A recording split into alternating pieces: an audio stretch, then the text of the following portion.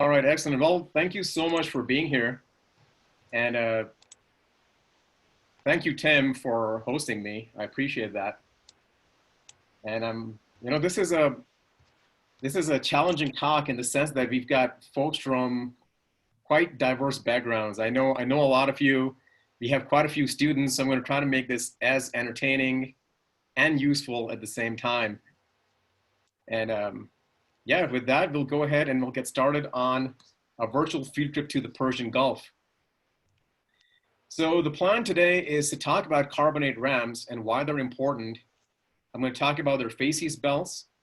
They'll talk about how the Persian Gulf is different from the Bahamas, not just in the sense that it's not as big of a tourist destination, but in the sense of carbonate platforms and the sort of reservoirs we are drilling in the US right now.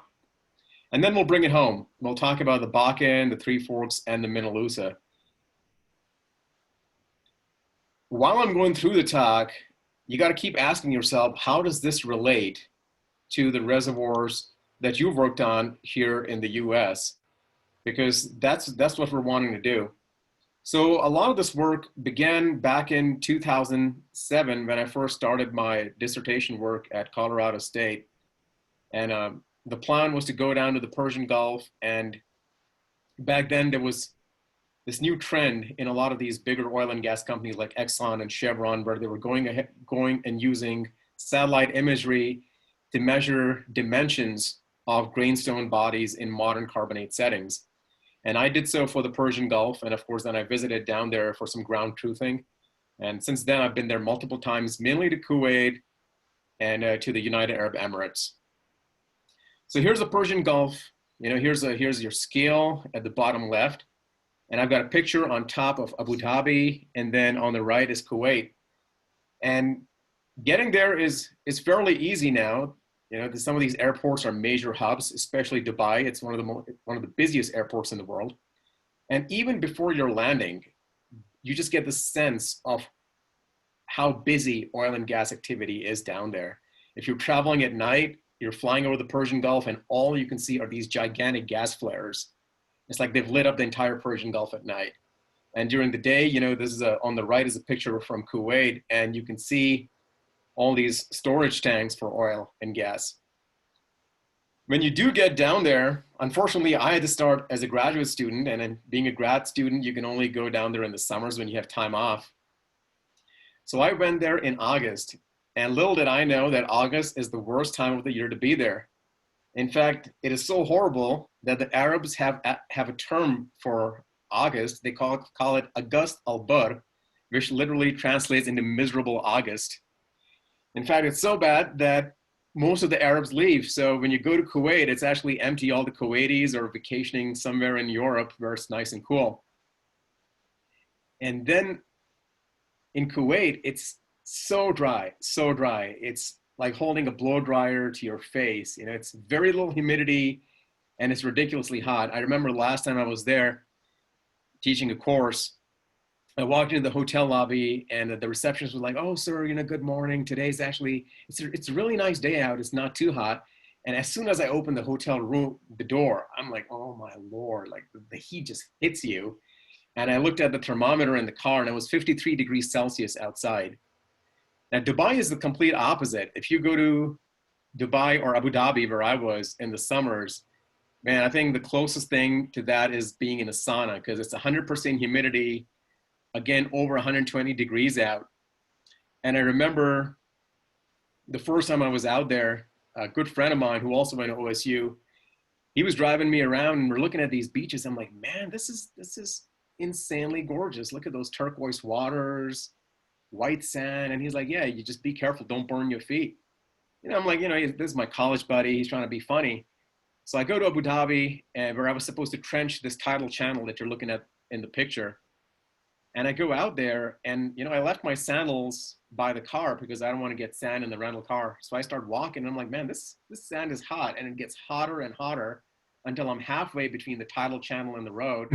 And my feet literally were burning. And I was like, oh my Lord, what do I do? Do I run back to the car? Do I run to the tidal channel? And in my mind, coming from Colorado, I'm like, okay, the water's going to be a lot cooler. So I should just gun it for the tidal channel. and I soak my feet in there and the water's warm.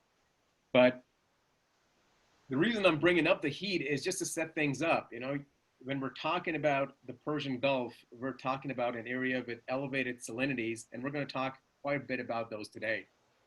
So what's the big deal? What's the big hoo-ha about carbonate ramps? Well, as you know, that there's multiple types of carbonate platforms.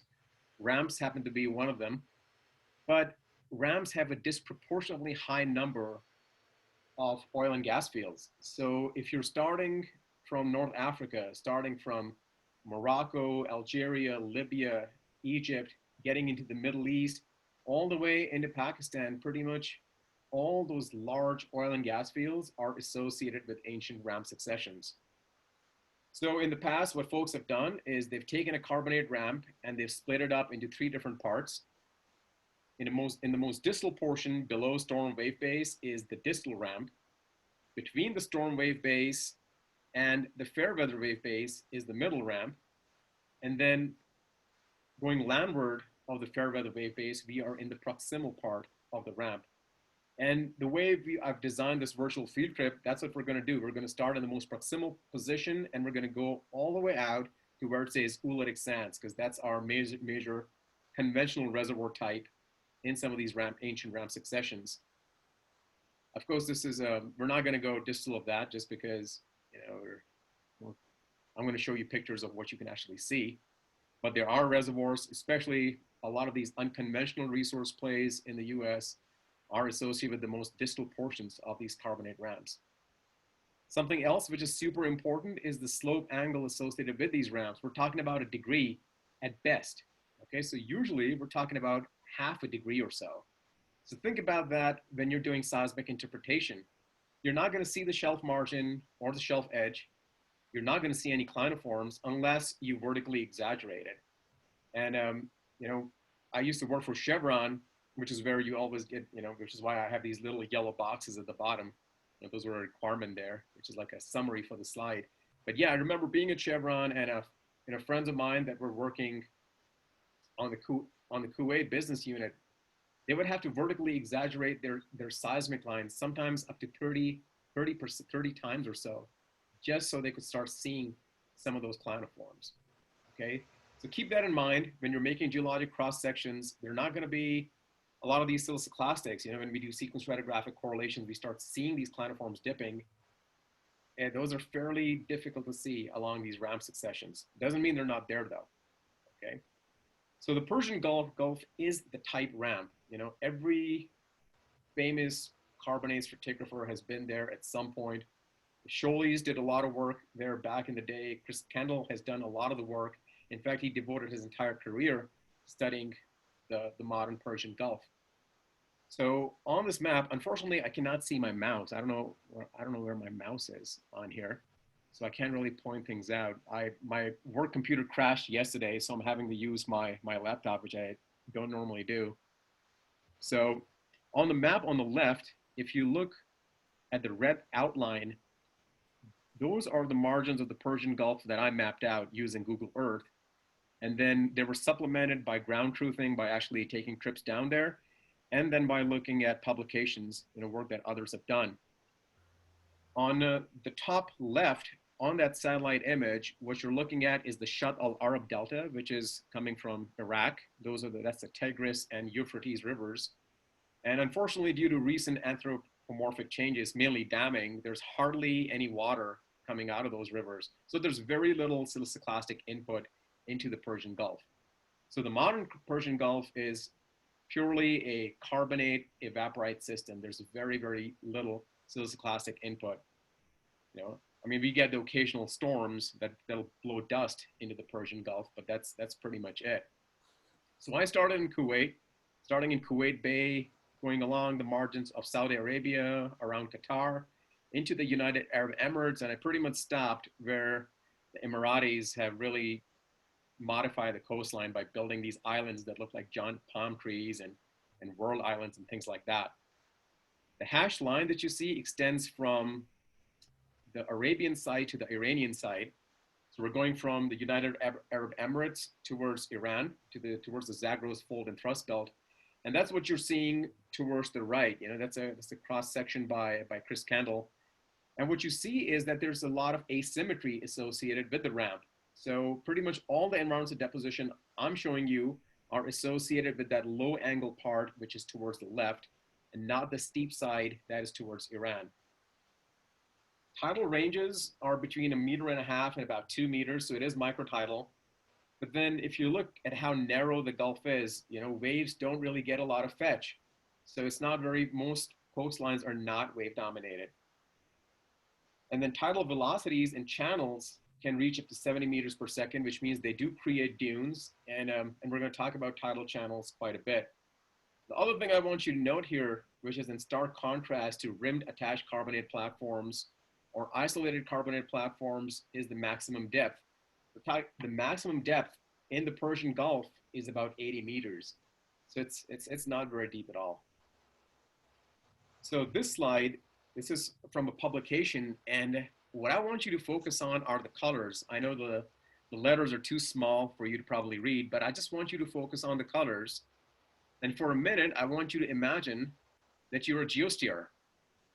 Okay, so a geosteerer, you're working the Bakken or the Three Forks up in the Williston Basin, and your job is to make sure that you keep the drill bit in the pay zone. Now, if you look at those colors, the first thing you notice is, well, man, that distribution is super patchy. Every time I do one of these modern clastics or modern carbonate talks, someone in the crowd always raises their hand and is like, well, Ollie, maybe you should clarify that, yes, facies change rapidly along depositional dip, but they're not changing much along depositional strike.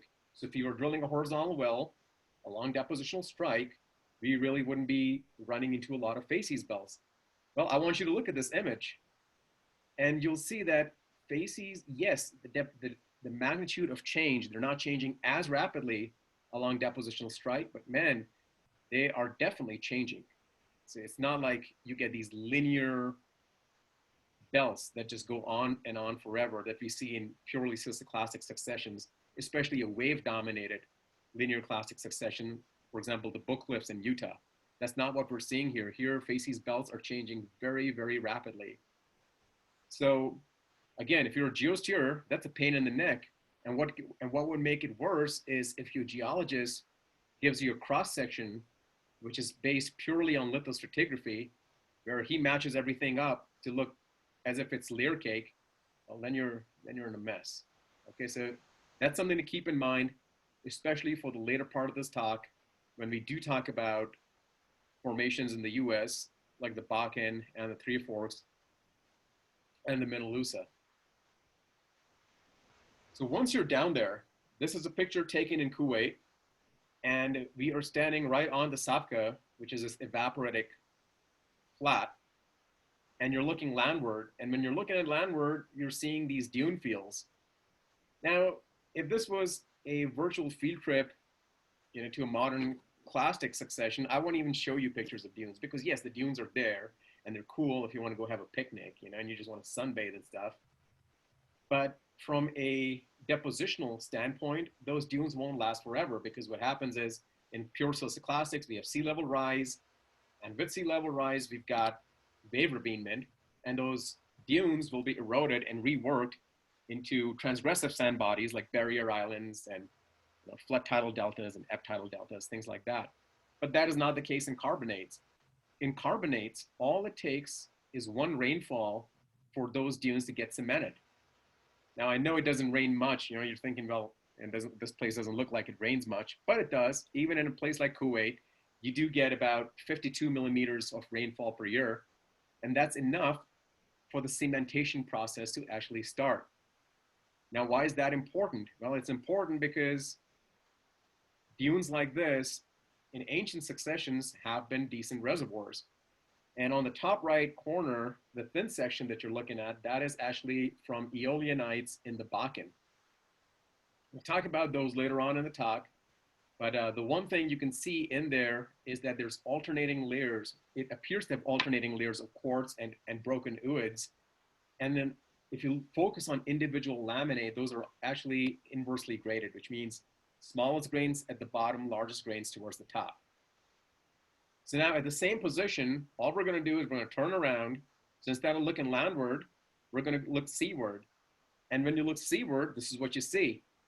So you're still looking at the Sapka, and you're now looking at the transition between the Sapka and the Intertidal Zone.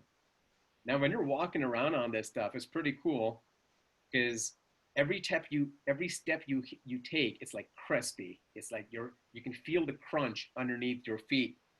And that's because you've got a bunch of evaporites being precipitated here. It's a whole bunch of gypsum, and the gypsum is covering everything. Here you can see these current ripples produced by tides, and those current ripples are being covered by gypsum. And then it smells. It smells really funky, and it smells because there's cyanobacteria living underneath that gypsum. Okay, they're having a ball here because usually in an environment that has normal salinity of 35 plus minus 2%, there's a whole bunch of mollusks and other critters that will graze on those bacterial mats, and they don't do too well. But here, because of excess salinity, salinities at this particular location are around 47%. Man, that kills off most of the mollusks. And when the mollusks are gone, these cyanobacterial mats, they're having a party. So they're doing super well out here. But yeah, they do stink the place up. Now, why is this important? Well, it's important because, again, whether you're looking at the Permian Basin and the most proximal part of the Permian Basin, these supertidal evaporites form a lateral seal to migrating hydrocarbons. And if you look at some of these giant fields in the Middle East, you always get alternating anhydrites with some sort of carbonate grainstone. And again, they're providing these seals that are much needed. On the left is a picture from the Paradox Formation. And you're looking at very similar facies in core. You've got an anhydritic microbialite, which is just a fancy way of saying that, you had gypsum-covered bacterial mats. And now, of course, you know how gypsum is not very stable. You could increase the temperature to about 90 degrees or so, and then gypsum goes to anhydrite, or you could bury it. Even at a burial of 600 meters, gypsum will go to anhydrite. So that's what we see a lot more in the rock record. But that's the Sapka. Now we're moving more towards the sea. We're going in a basinwards direction, and we are looking at the lagoon during low tide. And when you're looking at the lagoon, and I've collected the sample you can see in thin section, you're looking at a whole bunch of peloids. And there's still a lot of confusion, with folks who aren't working carbonates on a routine basis between what a peloid is and what a pellet is. So a pellet is just poop, all right? So there's a whole bunch of crabs running around, there's mollusks. They're eating and they're pooping, and all that poop has to go somewhere, and that's pellets. But in this case, what you're looking at are peloids. And how do you get peloids? Well, you could take shell fragments and you can micritize them, so they get covered by bacterial films. There's organisms that are boring into them, and slowly, through that micritization process, you go from whatever grain you started with into a peloid. And that's what those ovate brown grains are in that thin section you're looking at.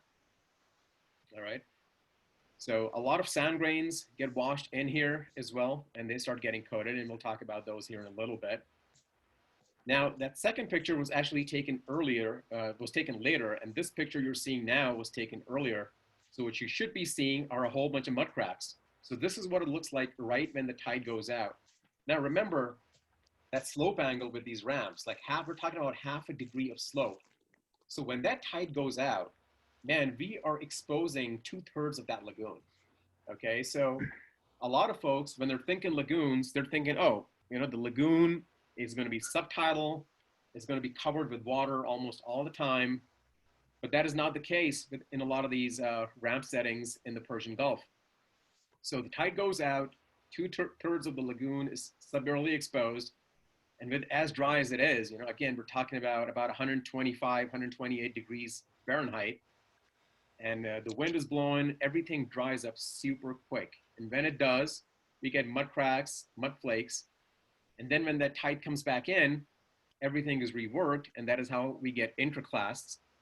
And again, here's an analog. This is from the Permian Minnelusa. And you can look at that thin section, and you can see mud cracks in there.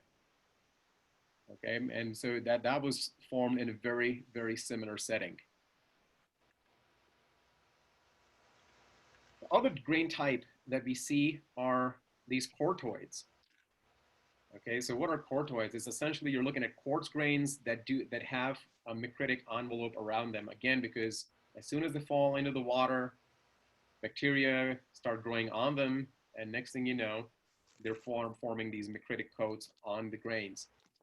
What you're looking at in the larger picture is a tidal bar, and then there's a whole bunch of salicornia, which is it's a sort of a succulent that grows out there.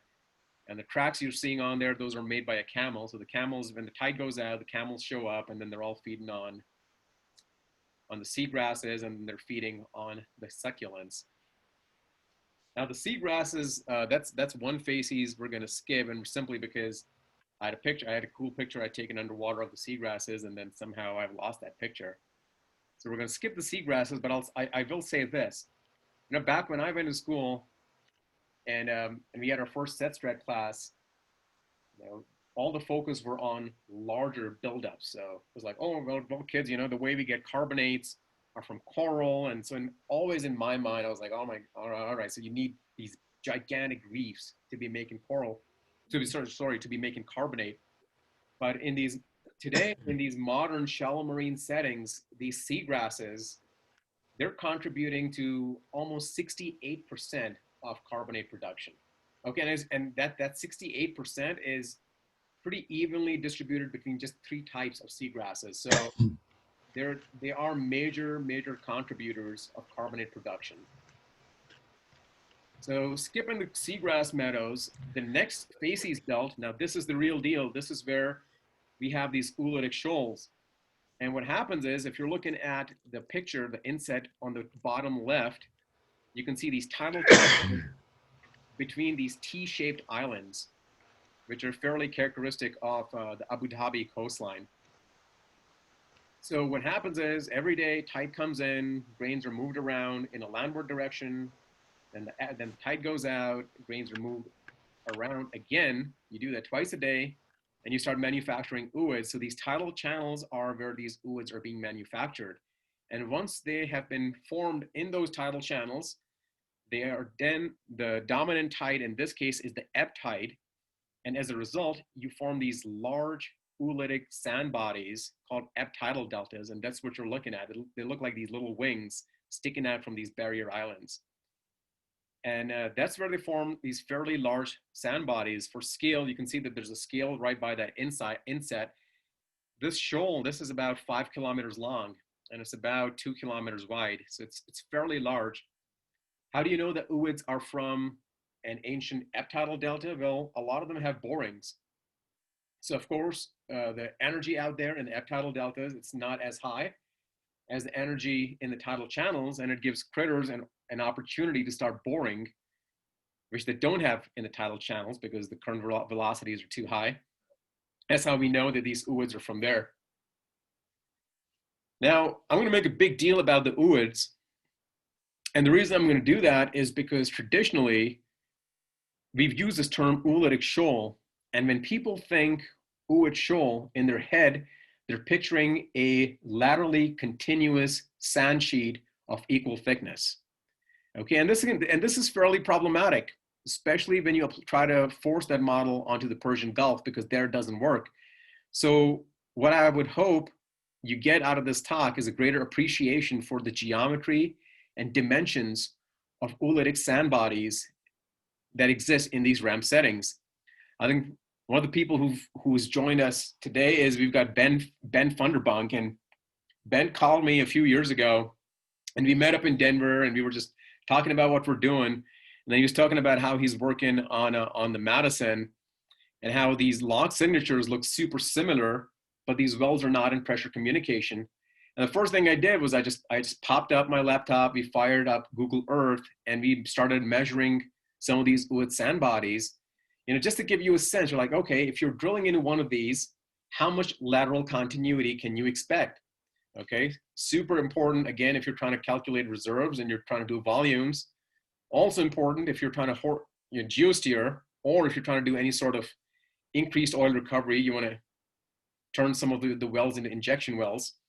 So again, these oolitic sand bodies in the Persian Gulf are very different, okay? There's a very large diversity in their forms. So where do we get this ooid shoal concept from, this concept of these gigantic laterally continuous sheets? We get them from the Bahamas. You know, I've been to the Bahamas. It's a fantastic place to go. And so, I mean, I certainly understand why people would want to go there on field trips. But, you know, if you're going to go there on a field trip, that's totally cool. But I think you should be realistic. You should be true to yourself in knowing what the limitations are. So the first thing is, if you're snorkeling on the Bahamas, you're snorkeling in about 5 meters of water in the platform interior. Now, when you start snorkeling off the edge of the platform, man, it's a freaky experience because, you know, you're snorkeling and you can see all the pretty fish and you can see all the coral and you can see every dune on the seafloor and every ripple. And within 5 minutes, you go from being in 5 meters of water to from 5 meters of water to about 900 meters of water. And you're like, whoa, everything just goes super dark. And it's pretty freaky, actually. But the reason that happens is because there's some super steep margins here. And once you go off that platform, I mean, we're talking about a very steep margin, huge contrast in depths between a few meters on the platform and then hundreds of meters off the platform. The other thing you get is a very distinct windward and leeward trend. If you're looking at this satellite image, you can tell that the windward direction is probably towards the northeast. Okay, so that's where the winds are coming from, and they're going towards the southwest. And as a result, that's where all the buildups are. That's the higher part of the platform. And waves are crashing into those buildups, and they're breaking material. And that's a lot of those grain-rich accumulations are all concentrated on one side of that platform. And on the other side, it's fairly mud-rich. Well, of course, we don't have something like that in Carbonate Ramps.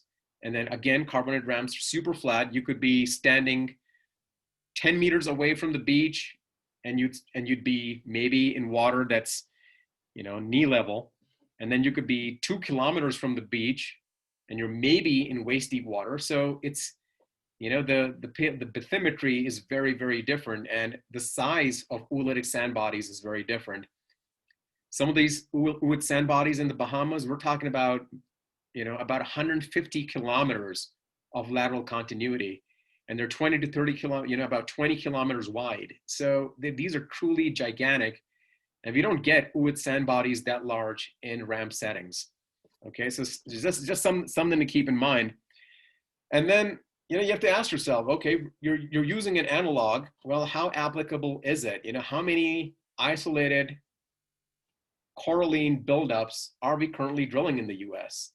I can't think of any. The closest thing I can think of are those Niagaran reefs in the Michigan Basin. And there, yes, you do have coral, but it's mainly stromatoporoids, there's stromatolites, there's crinoids, and corals are part of the system. So again, we have to choose our analogs carefully. So the next thing I want to talk about real quick are Epiric ramps. So when you're looking at a system like the Williston Basin, okay, you're dealing with an inland sea, an Epiric Basin.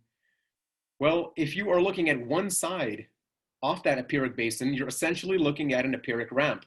So these ramps and the facies belts associated with these ramps are a lot more applicable to what you're doing, okay? The other thing I want you to notice in the picture on top is the symmetry that goes with this, okay? So the facies that you see on one side of the basin most likely will repeat on the other side of the basin. So what are we currently doing? Well, you know, just before we started today, you know, folks were talking to each other, talking about, hey, what software package are you using to make stratigraphic cross sections? And I think we ended up deciding that one of the best ones out there is actually Canvas. So you didn't hear Petrel and you didn't hear Petra, and that's because these folks are actually thinking about their cross sections. And I would argue that if you are using Petrel and if you are using Petra, there's very little thinking that goes into it, because in Petrel, you open up a new well section window, you toggle up a few wells, and that's it. It's done. Less than 10 seconds, and you've got a geological cross section in front of you. And depending on how you pick those formation tops, most likely what you'll be looking at is a Lyric correlation, like the kind that you see on my screen right now. Now let's compare that with reality. Okay, so let's look at the modern Persian Gulf, and we've got a 7-kilometer transect along the Saudi coastline. And in that 7-kilometer transect, we've got 6 different facies belts. Okay, so starting from A, we've got these Eolian sand dunes. B, we get on the Sapka. D, we get on these cyanobacterial mats, and so on. Well, why am I making a big deal about this? Well, the reason I'm making a big deal is if you sampled A and you looked at the petrophysics at A, the petrophysics at A would be very different from the petrophysical signature you get at B. B is essentially evaporites. A is Eolianites, very well sorted. C is pretty much all 100% pure algal mats. Okay, so they're all bound stones. So if the petrophysical signature is different and the lock motif is different, why would you expect things to match up in a log when you're correlating? They're not going to match. And if you are matching those up over kilometers, something is not right. Because if you correlate like that cross section shown above, what you're essentially saying is, well, if I'm on the basin margin, I'm on these Eolianites, and if I go a kilometer towards the sea, I'm on those Eolianites, and if I go 3 kilometers towards the basin, I'm still on those Eolianites. Well, these are never-ending Eolianites. That's not how it is. Okay, so these lateral facies changes have to be honored. Okay, and this becomes, it's a big deal when you're drilling vertical wells, but it's critical when you're drilling horizontal wells. Because again, at the end of the day, it's the geosteerer who has to keep the drill bit in the pay zone, and they need to know what trend they need to be drilling in. So I'm going to show you some examples from the Bakken. For those of you who are not familiar with the Bakken, it's kind of like a sandwich. You've got the lower Bakken shale and the upper Bakken shale. These are world-class source rocks, TOCs up to 14%. And then there's a middle Bakken member, and the operators are targeting the middle Bakken member. Now, if you look at details within the middle Bakken, of course, there's quite a bit of facies diversity in there. And part of the middle Bakken that a lot of operators target are these facies that I interpreted as barrier island Eolianites. Okay, so all the different facies that you would expect on a barrier island. So we've got dunes, and then of course we get a storm, and when we get a storm and the storm goes across the barrier island, you get washover fans. So those are the sort of things we're looking at. Well, first of all, how do we know these are Eolianites? Well, the first thing you see in thin sections, which you should be looking at if you're doing carbonates, is you're looking at a whole bunch of broken ooids. Now here's the deal. The deal is, it is super, super difficult to break an ooid underwater, okay, for a few different reasons. First of all, yeah, when we pick up ooids, they look like these shiny little balls. But if you actually looked at ooids underneath a microscope, a scanning electron microscope, they're not shiny little balls. They've got whiskers of aragonite needles coming off of them. Okay, so when you collide one ooid with another ooid, it's these needles that are coming in contact with each other. The second thing is the cushioning of effect of water. You just cannot develop the sort of impact forces needed to be able to break ooids underwater. So how do you break an ooid? Well, the first thing you have to do is you have to subaerially expose it, okay? So once the ooid desiccates and it's weathering, and then you take that ooid that's already going through hell, and then you bang one ooid against another by wind, well, that's when you start breaking up ooids. And that's what you're seeing here. You're looking at the thin section, and every little red arrow you're looking at is pointing towards a broken up ooid. Between those ooids are a whole bunch of coarse grains, and of course, then you've got dolomitic cement. This stuff is pretty plugged up, okay? Also, if you're looking at the lithofacies in there in core, you see beautiful examples of textbook Eolian sedimentary structures. So we've got one of the world experts on Eolian sedimentary structures listening into this talk. So I got to be real careful with what I'm saying here. But pinstripe lamination is a term he came up with, so I think I'm good to go. So again, beautiful, beautiful facies diversity of these Eolianites in the middle Bakken. Here you've got an example of some grain flow strata, which are these, so a dune has the Stoss side and the lee side. On the lee side, you've got avalanching, and that produces these sedimentary structures, and that's what you're looking at in the core on the left. They look like these little mini channels in core, okay? What else? Well, one of the things that a lot of folks don't think about in carbonates is the fact that the margins of these ramps, we're talking about the proximal edge of these ramps, there's a lot of channels. Okay, and what's the fill of the channels? Well, the fill of the channels, as I've told you before, it's mainly ooids. Also associated with those channels are levees. Now, this is very different from silicic-clastics. In silicic-clastic, we don't build levees associated with tidal channels. And here, the reason we're building levees is not because, of mud-rich, the flows that are coming down the tidal channel from land or mud-rich. That's not the case. What happens is you've got a big storm that comes in from the seaward side, and during that storm surge, sediment that's sitting at the base of these tidal channels, it's pushed out and it deposits along the margins of these channels, and that's how you develop levees. Bottom line is there are lots and lots of tidal channel networks. In the picture that you're seeing, that's a picture I took flying over Abu Dhabi, and that gray zone that those channels are cutting through, those are algal mats. And on the right is a picture from the Bakken showing crinkly lamination interpreted as algal mats. So are there channels in the Bakken? And the answer is yes. Here's an example. This is a core that's at the USGS. It's a public core that folks can go take a look at. And what you're looking at the right is a scour surface. Right above the scour surface is a lag. And right above the lag are these trough cross sets. And it's pretty much all ooids. Okay, and on the left is some calculations I did coming up with how deep this channel probably was. And so around 68 centimeters, and I think this is from my dissertation. This is just a small one. It's a tidal creek, but these tidal creeks connect and they form these larger tidal channel networks. So that's something we should expect are channelized reservoirs. The other thing we see are these washover fans. And how do you find a washover fan in the sedimentary record? Well, think about hurricanes. We're talking about super, super high winds. And as a result, we get upper flow regime sedimentary structures. We get a lot of soft sediment deformation. And sometimes we get things in carbonates that are fairly drastic, like these stromatolites that were ripped up.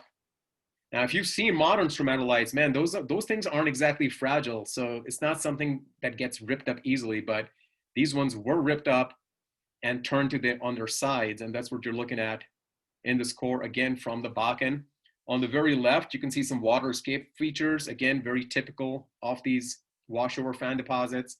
On the right, you see some sedimentary faults. It gets complicated because you've got these Eolianite facies, and then you have to distinguish between those from these washover events and the modifications to those dunes. Next thing we'll talk about, I am getting ready to wrap up here, is the Three Forks Formation. So this formation underlies the Bakken. It's separated by the lower Bakken Shale. This is what charges the Three Forks.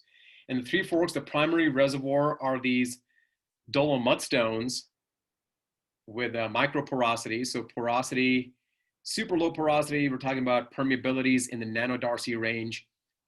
And what kind of facies do we see? Again, things that we find in the Persian Gulf. So on the very right, we've got, again, bacterial mats with anhydrite nodules.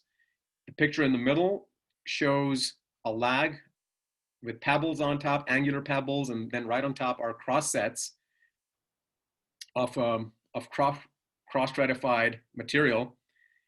On the left, on the bottom left, are beach crusts. That's something we haven't talked about. Again, amongst the pictures that I lost some of my beach crust pictures.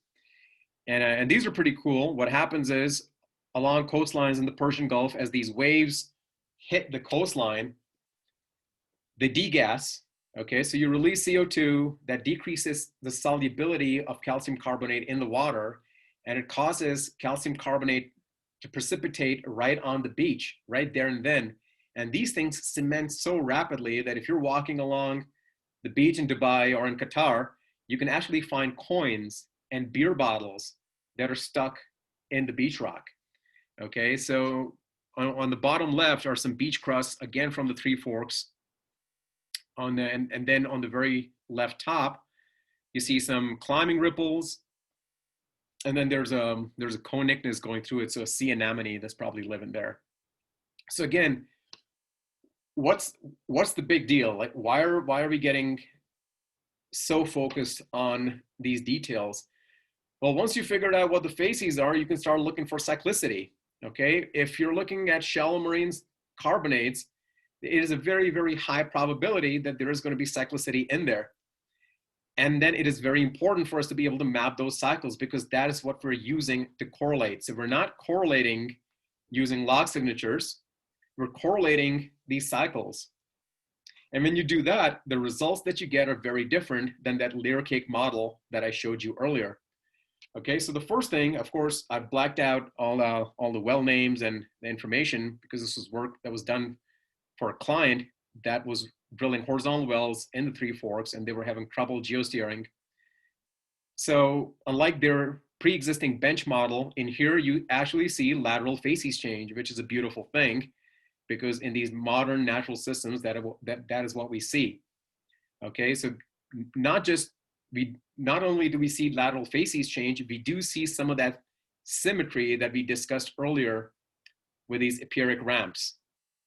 All right, now these cross sections would have been impossible to create without the benefit of core and looking at those cycles and those facies in detail. But when you have something like this and you give this to a geosteerer, you make their life a little bit easier. All right, the last formation I'm going to talk about real quick before we wrap things up here is the Minnelusa, and we'll talk about the Minnelusa in the Powder River Basin. And equivalent of the Minnelusa is the Ingleside in Colorado, and I've done a lot of work on the Ingleside. So what lessons can we import to the Minnelusa? Well, the first lesson we can import is, well, if you're going to be doing any sort of enhanced oil recovery in the Minnelusa, we have to get a better handle on the sort of cycles that we can expect in ramp settings. Now, this whole concept of shoaling cycles originated in the Persian Gulf. If you talk to Mr. Bahamas, someone like Mitch Harris or Gregor Eberle, those guys together have drilled tons and tons of core from the modern Bahamas and other isolated carbonate platforms in the Caribbean. And what they'll tell you is there are no shoaling cycles there. And shoaling cycles is like carbonates 101. This is what we learn in school. So where does this concept come from? Well, it comes from the Persian Gulf. Well, why is it important?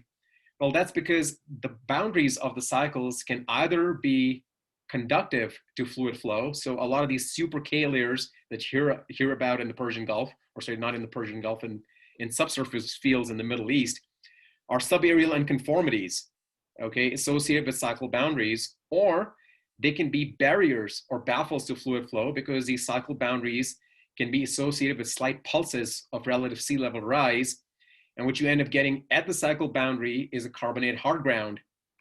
And those are baffles. So again, you need to know what kind of cyclicity we have. How will this affect fluid flow if you're trying to do enhanced oil recovery in ancient ramp successions?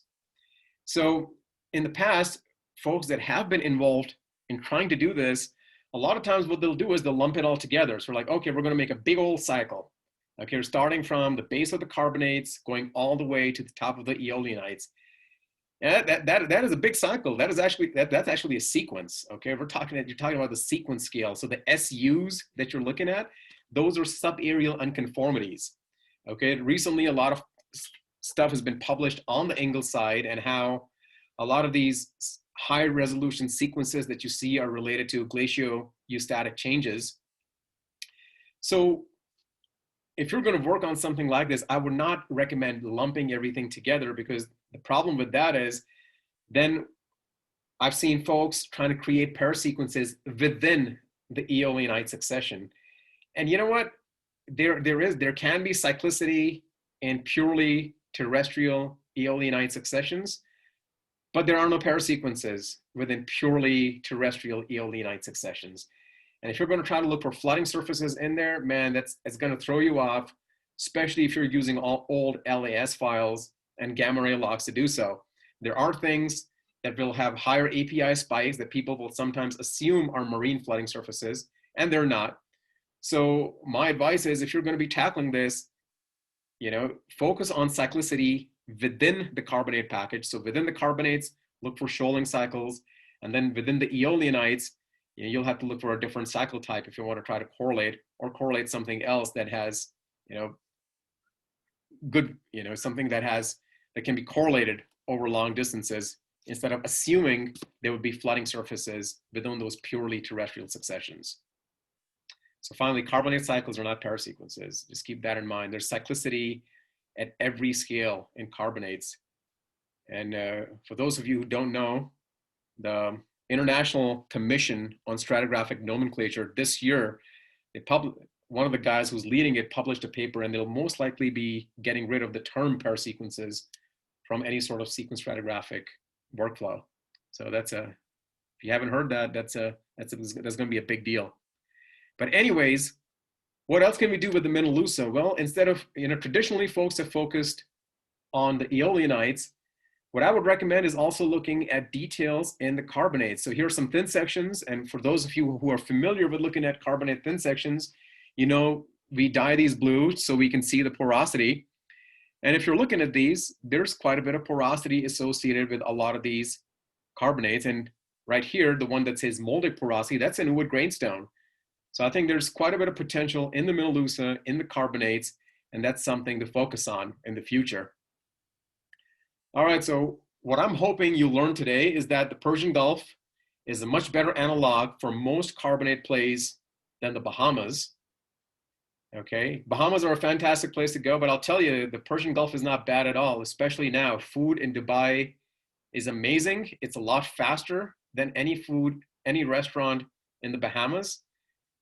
And yeah, you're not gonna have to wait 45 minutes while you're being eaten alive by mosquitoes. Facies diversity is super high in carbonate ramps, and these facies tend to be narrow. I cannot stress this enough, facies belts are very, very narrow in these modern carbonate ramps. And facies are changing not just along depositional dip, but along depositional strike as well. These bacterial mass are great because you can orient yourself if you're looking at core or outcrop data, because they're always in the intertidal. You never get them in the supertidal. You never get them in the subtidal. They're always in the intertidal. So they're an excellent marker. As far as conventional reservoirs, tidal channels are fantastic because they're the ooid factory. And again, speaking of ooids, I cannot stress this enough. When you think about the world's largest oil field, Reservoirs, and you think about the world's largest gas field, North Dome, Qatar, what do they both have in common besides being deposited in a carbonate ramp? Well, the primary reservoir are ooid grainstones. So tidal channels behind the beach itself usually is skeletal material. And then we get oolitic shoals right on that rollover point associated with these claniforms. Now, unconventional plays, they're definitely there too. The Saudis actually started working on some of these unconventional resource plays in the most distal part of carbonate ramps about 10 years ago. They were looking at sediment gravity flow, so things like debrites and turbidites in the distalmost part of these ramps. And a lot of stuff that you're looking at in the Eagle Ford, the first time I'd never worked on the Eagle Ford, I'd always heard about it. And in my mind, I was like, oh, it's just going to be a chalk. And the very first time I looked at the Eagle Ford, I was shocked at how many turbidites I found in there. So again, a lot of potential for unconventional resource plays as well. And when it comes to our reservoirs in the US, again, what I would stress is correlating cyclicity. Okay, You have to deliberately look for cycles and then correlate those if you want to get a good handle on the geometry and dimensions of sand bodies. So with that, I appreciate your time and your attention.